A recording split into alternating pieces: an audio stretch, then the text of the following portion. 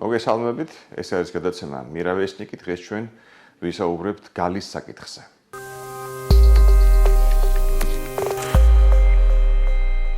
დღეს ჩვენი სტუმარი გახლავთ ბატონი კახა კვაშილავა, რომელიც არის სოხუმის სახელმწიფო უნივერსიტეტის ასოცირებული პროფესორი, ისტორიკოსი. ბატონო კახა, მოგესალმებით, მივუძეთ ჯერ შევახსენოთ ჩვენს მაყურებელს, რომ ჩვენი გადაცემა წარმოადგენს აფხაზეთის საინფორმაციო ანალიტიკური ცენტრის პროექტს და ჩვენი ყურება შეიძლება YouTube-ზე, TikTok-ზე, Facebook-ზე, ყველა პლატფორმაზე პრაქტიკულად. მოგესალმებით კიდევ ერთხელ. ამჯერად უკვე დავიწყოთ მართლაც საინტერესო თემაზე საუბარი, რომელშიც თქვენ ალბათ ყველაზე უკეთ ერკვევით, ეს არის გალი.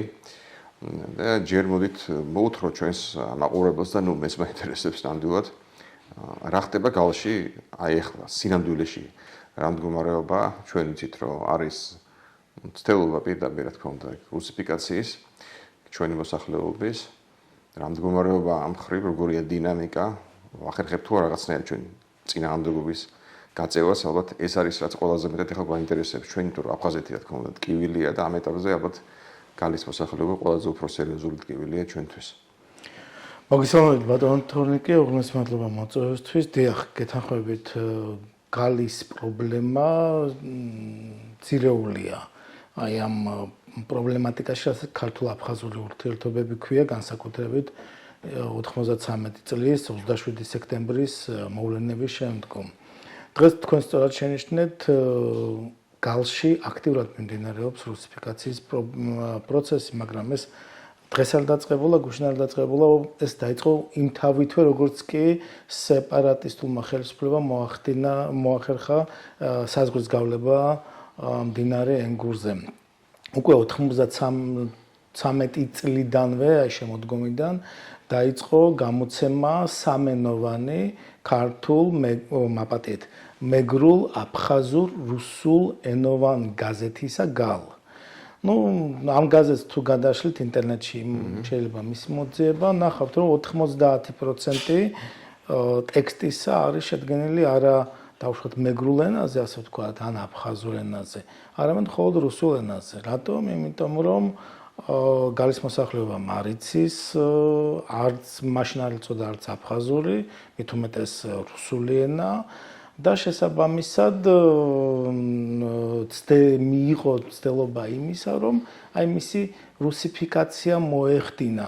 თანდათანობით დღეს უკვე 2008 წლის ომის შემდგომ ეს პროცესი უფრო გააქტიურდა, იქ იყო რამდენიმე აქტიურდა, იმიტომ რომ რუსეთმა მეტი კონტროლი მოიპოვა აფხაზეთზე, მაგიტომ ხო ეს ასაინტერესოა. იქ სამხედრო ბაზა დგას თავისი მთელი შემადგენლობით, როგორც პირადი შემადგენლობით და ასევე რაც მთავარია მათი ოჯახებით. ანუ ეს სამხედრო ბაზა ნიშნავს იმას, რომ ის ჯარისკაცები ახლა მოგეხსენებათ რუსეთიდან რაღაც პროვინციებიდან მოყავთ და შესაბამისად მათი დიდი ნაწილი უკვე არ არის დამბრუნებელი, ან ვინც გავათადარიგში ან რეზერვში, ისინი უბრალოდ დარჩენებიან ძალიან ცელ ტერიტორიაზე, ძალიან ნაყოფიერ ტერიტორიაზე, რომლის ათვისება ვერ მოახერხეს აფხაზებმა 93 წლის შემდგომ, რადგან მათ თავად არ ყოფნით ადამიანური რესურსები აი ამ ცელი ტერიტორიის ფსოუდან ენგურამდე ასათვისებლად. აფხაზებმა ეს ვერ შეძლეს, თუნდაც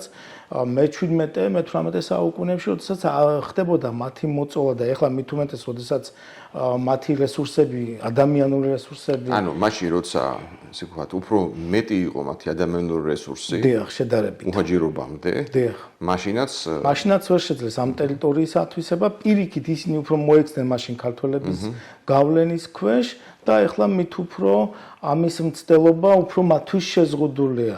ამიტომ აი ამ ტერიტორიას აი რუსებს აქვთ კარგი ესეთი გამონათქვამი სვეტა место пусто не бывает. და აი ამ ტერიტორიის ათვისებაზე უკვე რუსები ზრუნავენ. ხო, მაგრამ რა გააფხაზება, გაარუსებენ, ხო, გარემო. დიახ, რა თქმა უნდა, გარუსება და ეს არის საინტერესო რომ ამის მიზანი არის არა სეპარატისტული რეჟიმის ასე ვთქვათ მხარდაჭერა რუსების მხრიდან, არამედ პირიქით სეპარატისტული რეჟიმის შესუსტება, ანუ მათ გალელები ჭირდებათ, როგორც აი გარუსებული გალელები, ასე ვთქვათ. ეს გალი არის ეკონომიკური, ესე ვთქვათ, შეიძლება ვთქვათ ცენტრი აფხაზეთის. აი დავასრულებ აზრს, როგორც თუ კი მოახდენენ ამ ჩვენი ქართველი გმირი ქართველი მოსახლეობის გარუსებას, როგორც ანტიქართულად განწყობილი და იმთავითვე ანტიაფხაზურად განწყობილი. ანუ ეს იქნება რაღაც ისეთი ზოლი, რომელიც შეუშლის თავად აფხაზების ასე ვთქვათ განვითარებას, თუ კი ისინი შეძლებენ ამას, და შეუშლის ასევე გაერთიანებას. რა თქმა უნდა, გალს ეკონომიკური პოტენციალი, თქვენ სწორად შენიშნეთ, ეკონომიკური პოტენციალი საკმაოდ ძლიერი აქვს. ის მთელი მე-20 საუკუნე, რო არ ვთქვათ არაფერი მე-19 საუკუნეზე, აფხაზეთის ეკონომიკური ბეღელი იყო. თუ კი რამ კეთდებოდა სოფლის მეურნეობის თვალსაზრისითაც უმთავრესად რა თქმა უნდა სოფლის მეურნეობის თვალსაზრისით თუ კი რამ აფხაზეთში საბჭოთა პერიოდში კეთდებოდა გალში გალს ჰქონდა აფხაზეთის ეჭირა აფხაზეთის ეკონომიკის 80%, აი 62 წელს შეიქმნა გაერთიანება, სპეციალური ესეთი ეკონომიკური გაერთიანება გალი. რომელსაც აი ბოლომდე საბჭოთა კავშირის დაშლამდე ქონდა ეს მთელი საკუთარ თავზე აღებული აფხაზეთის ეკონომიკის მხარდაჭერა. ეს დარჩა ომის შემდგომაც 93 წლის შემდგომაც მიუხედავად იმისა რომ მოხდა აი ამ ტერიტორიის სრული გავერანება, მოსახლეობის აყრა, ძარცვა, არის ასეთი აფხაზი მწერალი დაურ ნაჭყებია, რომელიც ჩვენ წინააღმდეგ იბრძოდა, ფიზიკოსია განათლებით, მაგრამ ომის შემდგომ წერლობა დაიწყო და მას აქვს ერთი კარგი რომანი, სადაც აღწერს აფხაზ ჯარისკაცს აი ამ პოსტ-ომისეულ აფხაზეთში 93 წლისეულ აფხაზეთში და იქ ეს ჯარისკაცი განიცდის ტრანსფორმაციას. ის მან ნახა რომ ის შედეგი არ დადგა, რისთვისაც იღუპებოდა, რისთვისაც იარაღი აიღო. დადგა სულ სხვა შედეგი. ეს წინი რა ენაზეა გამქვეყნებული? ეს აფხაზურადაა, მაგრამ 2010 წელს ქართულად ითარგმნა.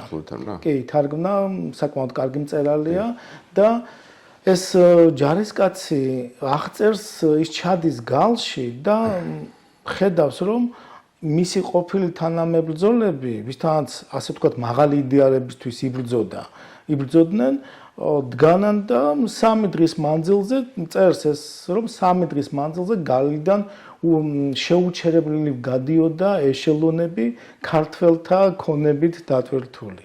მაგრამ მიუხედავად ამისა, გალის რაიონის მოსახლეობა მაინც შეძლო უკან დაბრუნება გარკვეული მიზეზების გამო აქ მოგეხსენებათ 90-იან წლებში ენგურს გამოგმა საქართველოში რა ვითარება იყო, ნაწილი მაინც დაბრუნდა იქით და მათ შეძლეს ისევ ეკონომიკის რაღაც წამოწევა, სოფლის მეურნეობის გამართვა, მართალია პერიოდულად როდესაც ეს მოსავლის მოწევა ხდებოდა მათზე ასე ვთქვათ თავდასხმა, დაყაჩაღება, მაგრამ აფხაზები მაინც უფრთხიან ამას. მაინც უფრთხიან გალის მოსახლეობას იმ გაგებით, რომ თუ ვინმე მუშაობს აფხაზეთში და რაღაც დღევანდელ აფხაზეთში და რამეს აწარმოებს, ეს არის გალის ქართველი მოსახლეობა. გალის ქართველობა. ორი მიზეზის გამო, პირველი ისინი ასე ვთქვათ ეკონომიკურად აქტიურები არიან და მეორე არ არიან აფხაზები ელემენტარულად. დიახ, აფხაზები არ არიან და ზოგჯერ როდესაც ჭირდებათ მათ რაღაცის ჩვენება, ისინი აჩვენებენ რომ აი აფხაზეთში ცხოვრობენ. ქართველები ოღონდ აფხაზებს გალელებს უთითებენ როგორც მეგრელები და ფჩხილებში ქართველები. ცდილობენ ეს აფხაზები გავითარებენ ხა ქართულ სკოლებში. სამწუხაროდ ქართულ სკოლები არ არსებობს. ქართულ სწავლებას ქართული ისწავლება როგორც უცხო ენა, აი წარმოიდგინეთ. ქართველისთვის უცხო ენა ისწავლება და ისიც კვირაში მხოლოდ 1 საათი. 2 საათიც კი არა, მხოლოდ 1 საათი და ახლა წარმოგიდგენიათ მიუხედავად იმისა, რომ ისინი აი ამ რეჟიმში ცხოვრობენ 20 წელზე მეტია, გალის მოსახლეობა მაინც ვერ ისწავლა რუსული. მაინც ვერ ისწავლა რუსული, ისინი შიგნით საკუთარ ოჯახებში, შიგნით ტერიტორიაზე საუბრობენ მეგრულად და ქართულად. ამიტომ რუსული მათთვის უცხოელ შეება. ეხლა წარმოიდგინეთ, რუსულად მიმდინარეობს განათლება და მასწავლებელს არ შეუძლია ახსნას გაკვეთილი რუსულად. და ზოგჯერ, როდესაც ქართულს თუ მეგრულს იშველიებს. იშველიებს და ამისთვის არის ძალიან სასტიკი სასჯელი. მაგალითად, დაფიქსირებულია ერთ-ერთ სოფელში მასწავლებელს წამოწდა 2011 წელს ქართული სიტყვა. სოხუმიდან გამოგზავნილი დირექტორი, რომელსაც მიუვიდა ეს ინფორმაცია, უბრალოდ ჯერ ფიზიკურად გაუსწორდა ამ ქალბატონს და შემდგომ უკვე სკოლიდანაც გააძევა. რუსეთის იმპერიაში გიმნაზიაში რო ქართული წამოსცენაზე იყო ცემა და აღარ ეს ვახსენეთ ეს გიმნაზია და იმპერია და იმპერიის დროს რა ხდებოდა გალში სამურზაყანოში რუსეთი რას აკეთებდა ამ დროს? ძალიან მადლობა ამ კითხვისთვის. აფხაზეთში რუსები შემოვიდნენ 1800 წელს, როდესაც სოხუმი აიღეს და საფარბე, ანუ გიორგი დასვეს მთავრად. მაგრამ აფხაზეთში მათი დამკვიდრება მაინც რთული იყო. აფხაზები თვითონ ეთნიკური აფხაზები არ ურიგდებოდნენ საფარბეის როგორც ხვის მიერ დასმოლა და მართლაც და ამიტომ მუდმივი აჯანყებები მიმდინარეობდა.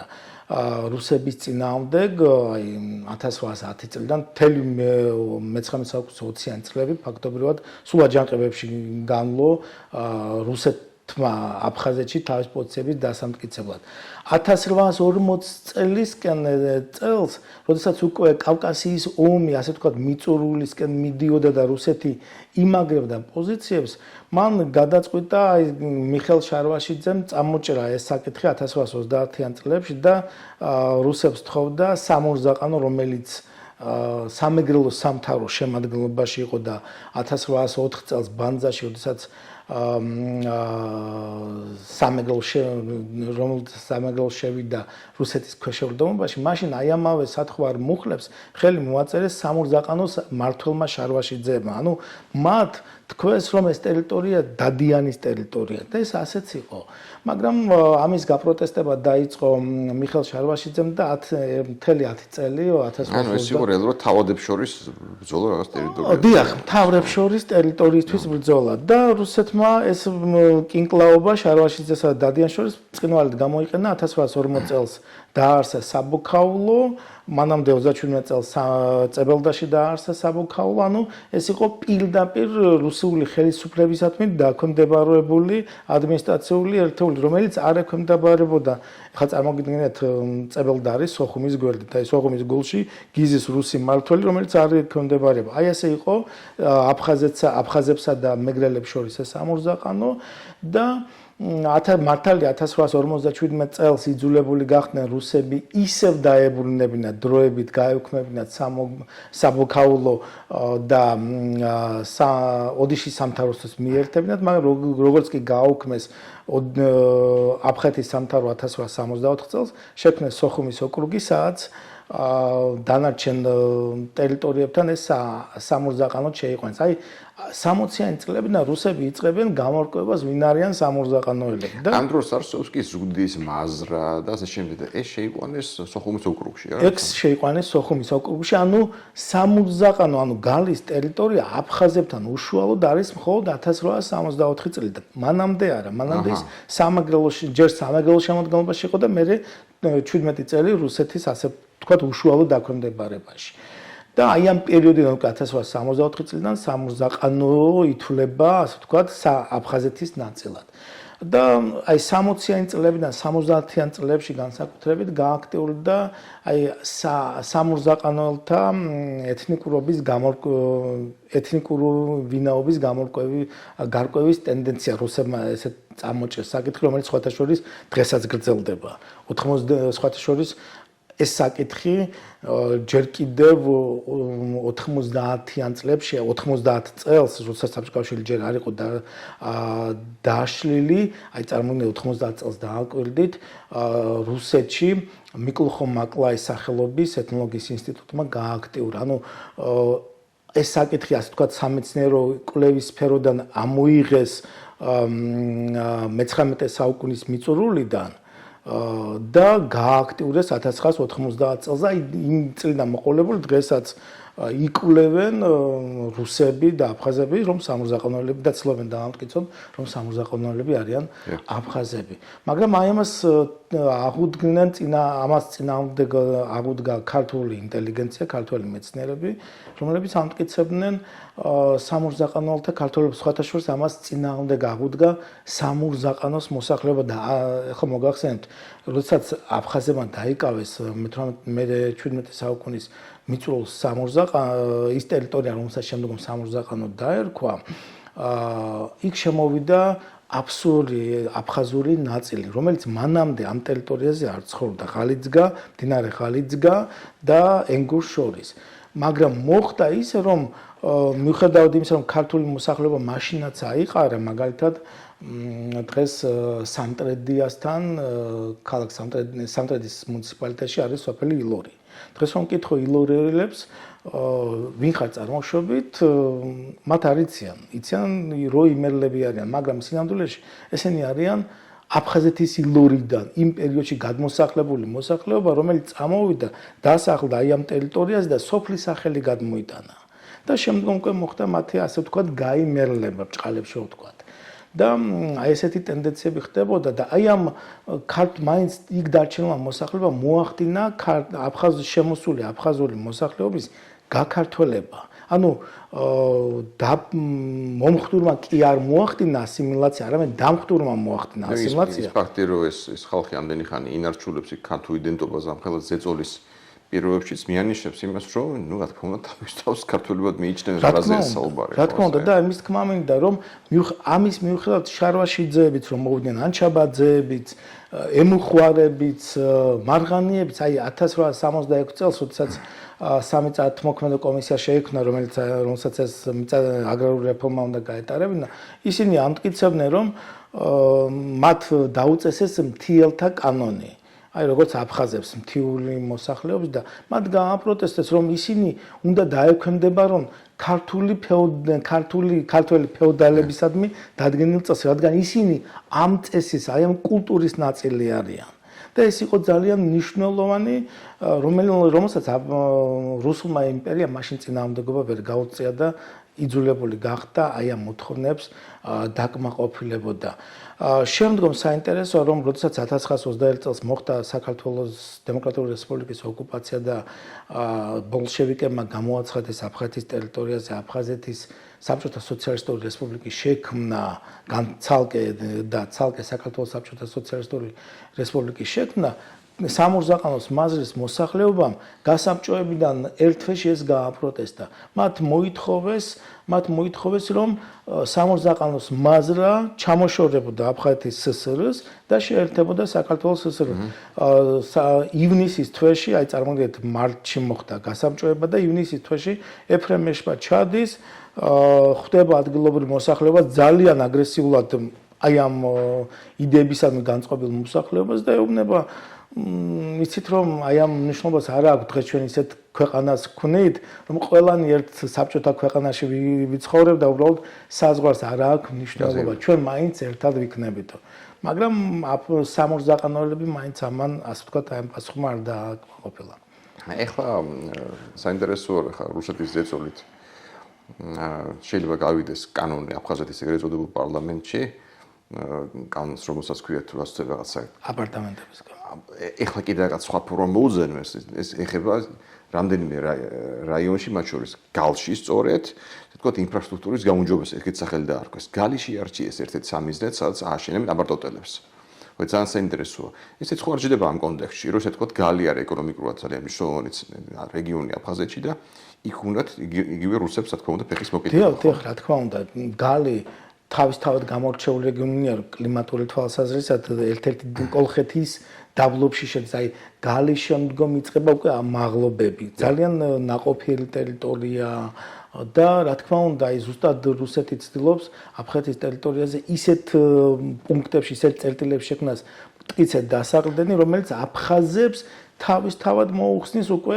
თეორიულად ასე ვთქვათ, ბრჭყალებში დამოუკიდებლად ეკონომიკური ეს ბერკეტი თუ გამოაცალე, იმიტომ რომ თუ რამე გააქვთ, როგორც ვიცი, აფხაზეთთან და რუსეთში ეს არის ციტრუსია, თხილი სწორედ გარიდან არა ამას შესაძლოა. თხილი რაც თავარია და აი ეს პატარა გახა ესე იგი ძალიან მნიშვნელოვანია რა თქმა უნდა ისე აღარ მინდა დაუბრუნდეთ თემას რომ ჩვენთვის ყველაზე მნიშვნელოვანი სწორედ გალია თავისთავად ცხადია მაგრამ ოდესღაც იმედია ჩვენ შევრიგდებით ტერიტორიული მთლიანობა აღდგება და მე მგონი სწორედ აი ამ დროს გალის მოსახლეობამ ალბათ უნდა ითამაშოს ერთ-ერთი უმნიშვნელოვანესი როლი შერიგების პროცესში შუამავლის როლი პირდაპირ თქვათ ხო დიახ, რა თქმა უნდა, ეს გალელების ასე ვთქვათ, ჯვარია, მოდი ასე ვთქვათ. ისინი იმ თავითვე მოექცნენ აი რაღაც შუალედ მდგომარეობაში აფხაზებსა და სამეგრელოს დანარჩენ საქართველოს შორის და საინტერესო ასეთი ფორმულირება სამეგრელოში გალელებს აფხაზებს ეძახიან. ხოლო აფხაზეთში გალელებს მეგრელებს ეძახიან. ანუ მათ ეს შუალედი მდგომარეობა უკვე უჭირავთ. მართალია ისინი ქართველები არიან. აფხაზებთან არანაირი ასე ვთქვათ, მხოლოდ თანაცხოვრება აქვთ და დღეს გალს აქვს ზუსტად ის ბერკეტი, რომ შეასრულოს ხიდის როლი დანარჩენ საქართველოსა და ოკუპირებულ ტერიტორიას შორის. მათ აქვთ უშუალოდ ისინი აქტიურად გადადიან, ასე ვთქვათ, მუშაობენ აფხეთის ოკუპირებული ტერიტორიის სხვა ტერიტორიებზე, აქვთ ურთიერთობა ჯერად შემორჩენილია სხვათა შორის საერთო ოჯახები, ანუ იქმნება ეს ოჯახები და მიუხედავად იმისა, რომ რუსეთი ცდილობს აფხაზეთის ასე ვთქვათ რუსიფიკაცია, სხვათა შორის Facebook-ში ერთ-ერთ კომენტარში ესეთი რაღაც დაიწერა აფხაზისგან, აფხაზი ქალბატონისგან, აი ყველაზე მენტალურად ჩვენთან ქართველები არიან. და დღეს რუსეთი ცდილობს ჩვენს გარუსებას. აი რას ვერ ჩოდით ქართველებს. აი სწორედ ეს ძალიან მნიშვნელოვანი კონტექსტია, ასე ვთქვათ, მესიჯია, რომელიც უკვე აფხაზეთში დაიბადა და იმ ქალბატონს ანუ ქართველებს შეიძლება წინამდებობა გაეწიათ რუსიფიკაციის ამას გულისხმობს. ხო, აი ამას გულისხმობს და დღეს ეს აი ამ ქალბატონმა საჯარო სივრცეში ეს რო დაწერა, ჩანს რომ უკვე ასე ვთქვათ, ყელში ამოუვიდათ რაღაცა და გარკვეული რაღაც შეიძლება ნიშანი შეემჩნიოს და აი ზუსტად აი გალელებს შეუძლიათ აი ამ თვალსაზრისით და მათ აქვთ ეს პოტენციალი ეს როლი შეასრულონ. მთავარია ჩვენი ხელისუფლებაც სახელმწიფოც იყოს მზად, რომ არ მოხდეს მათი დეეთნიზაცია რუსული მიმართულებით. სხვათა შორის ჩვენ თუ არ შევუწყეთ ხელი, ახლა ამდენი ასეთი ეწოლის ქვეშ არის რამდენი მე უკვე ისე აღტაცებული ვარ ხალხის გამძლეობით და ვაჟკაცობით, მაგრამ კი რა თქმა უნდა გეთანხმებით ძალიან მძიმე მდგომარეობაში ფაქტობრივად აი 93 წლიდან 2008